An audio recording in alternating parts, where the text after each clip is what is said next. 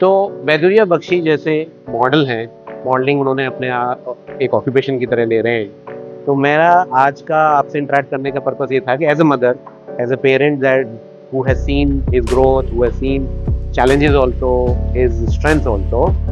From the occupational perspective, I would like to analyze modeling as a task, break it down into subtasks, and understand where OT can help modeling occupation facilitate it even more to make it more independent and help the parent.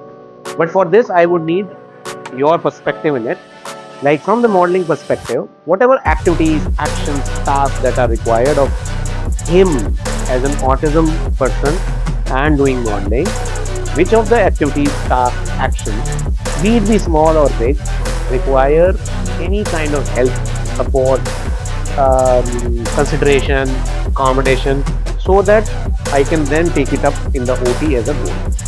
अच्छा, ये बहुत अच्छा question आपने पूछा कि sir अगर task जैसे लिया जाए तो क्या-क्या कर सकते हैं? तो जैसे कि ये मॉडलिंग प्रोफ़ेशन बाकी तो खुद सोचते हैं कि मुझे मॉडल बनना है, क्या बनना है। लेकिन इन केस ऑफ ऑटिज़्म या फिर अदर्स न्यूरो डाइवर्सिटी आपको बच्चे का मतलब इंटरेस्ट देख के ही समझ आता है ना कि ये शायद इसमें लगाव है, इसमें लगाव है।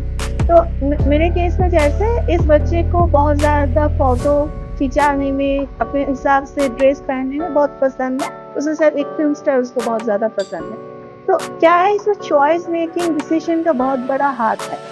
तो हम ऑटिज़्म में जैसे बोलते हैं उसको पता ही नहीं है बच्चे को कि उसका पसंद क्या है, नापसंद क्या है। तो हम अगर सेशन में ऐसा कुछ कर सकते हैं कि बच्चे का चॉइस डिसीज़न मेकिंग के ऊपर काम किया जा सके, तो बहुत बड़ी एक चीज़ है कि मुझे ये पहनना है, ये करना है, ये मेरा एक डिसीज़न मेकिंग हो गया। देन आता है कि आपको मेकअप करना है और जो सेंसरी का एक पार्ट सिर्फ as a therapist you can say कि पार्ट है कि मेकअप बहुत तरह का मेकअप हो सकता है। तो आपको इसके ऊपर एक काम करना है कि आपके मुँह पे, स्किन पे अगर कोई अलग से फॉरेन कुछ लगता है, हाथ पे कुछ लगता है, कुछ ऐसा किया जाता है तो आप कैसे रिएक्ट करते हो?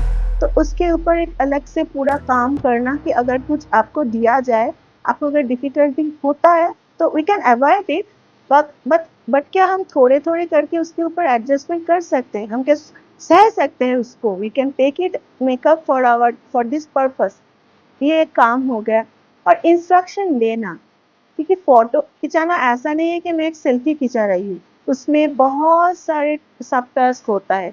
मानो इंडोर शूटिंग है तो आप जहाँ पे खड़े हैं, लाइट पड़ रहा है, किसी फ़ोटोग्राफ़र आपको इंस्ट्रक्शन दे रहा है कि चिन up, look left, look right तो ये सब क्या आपके बच्चे इंस्ट्रक्शन फ़ॉलो करने में एकदम सही हैं? तो ये देखिए कितने सारे हो गए चॉइस मेकिंग, सेंसरी का वो एस्पेक्ट क्या मैं एडजस्ट कर सकती हूँ और क्या मैं इंस्ट्रक्शन को फ़ॉलो करके उसके ऊपर काम कर सकती हूँ। नेक्स्ट आता है बहुत ज़्यादा इम्पोर्टेंट ऐसा नहीं है कि आपको 10 बजे बुलाया गया मतलब 10 बजे ही आपका शूट होगा। आपको 10 बजे बुलाया गया, आपको वेटिंग टाइम 12 तक आपको वेट करना पड़ सकता है। तो क्या आपके बच्चे वेटिंग के लिए तैयार हैं?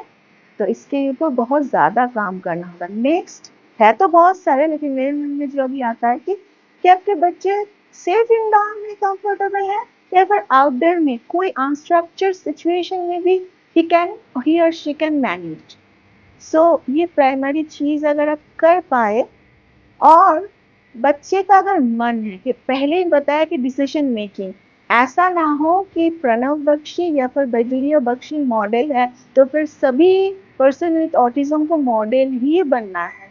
ऐसा नहीं है। अगर आपको लगे कि आपके बच्चे मॉडलिंग के ऊपर थोड़ा भी इंटरेस्टेड है देन गो फॉर इट। नहीं तो बच्चों को अगर बैठ के सिर्फ ड्राइंग करना पसंद है गो फॉर इट।